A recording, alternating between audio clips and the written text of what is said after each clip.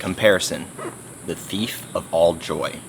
This is a topic that I kind of want to dive into, and it's because it really can be what just takes away your joy, takes away your happiness of where you're at in life, how good you're doing at a new hobby, at a sport, in the gym, all kinds of different stuff. You can be sitting there, you can be feeling good, maybe good, and then you go online, and especially now you can go on Instagram, you go online, and you're gonna pretty much always see people doing better than you.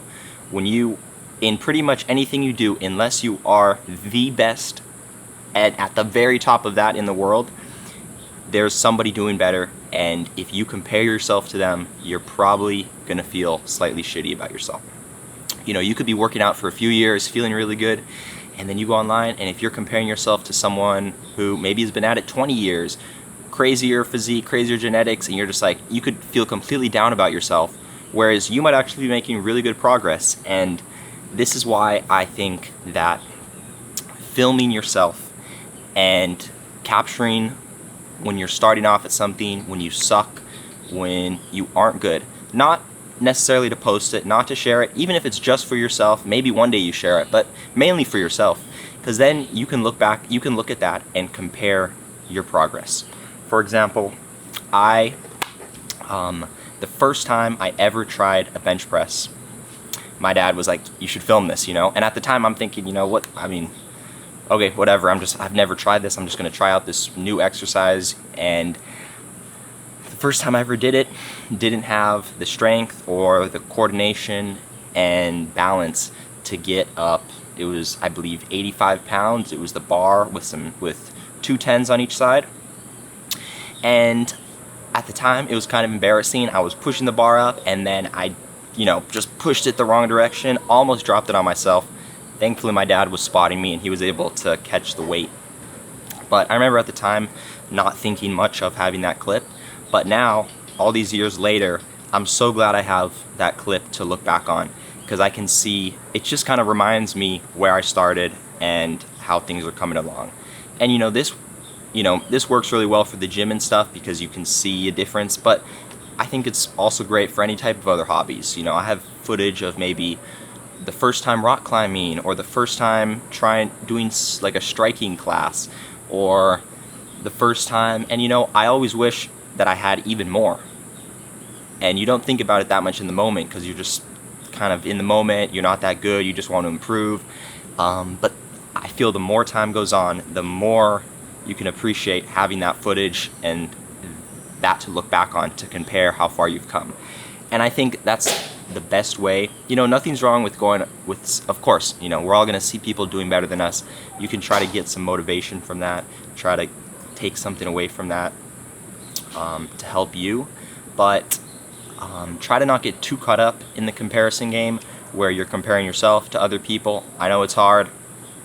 I do it all the time, and I try to catch myself, try to remind myself, like, I'm not that person, I'm not in their shoes, their circumstances, like, just remember, you're on your own path, you're doing you're on your own journey and stuff.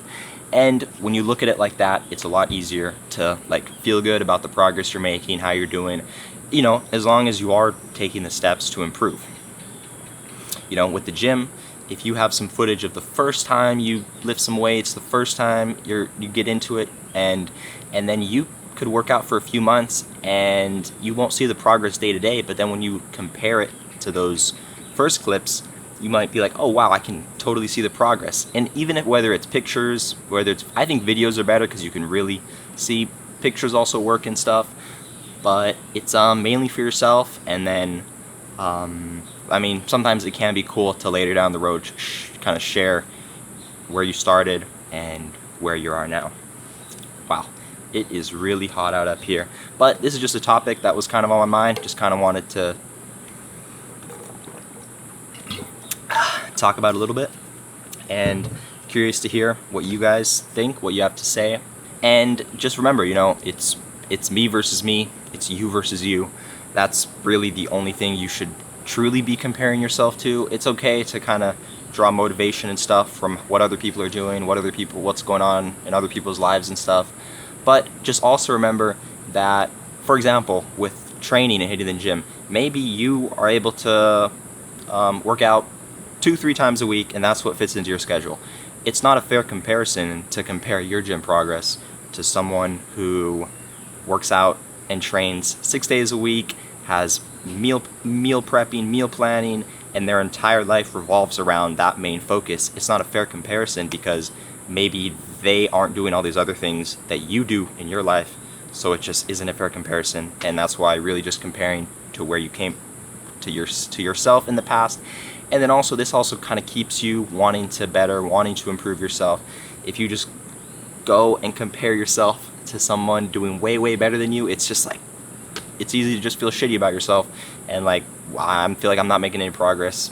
Feel as though these other people are just so many light years ahead of me and stuff that, like, what's even the point? But that, you know, doesn't really get us anywhere. Anyways, thanks for watching. Share your thoughts down below, and I'll see you in the next video.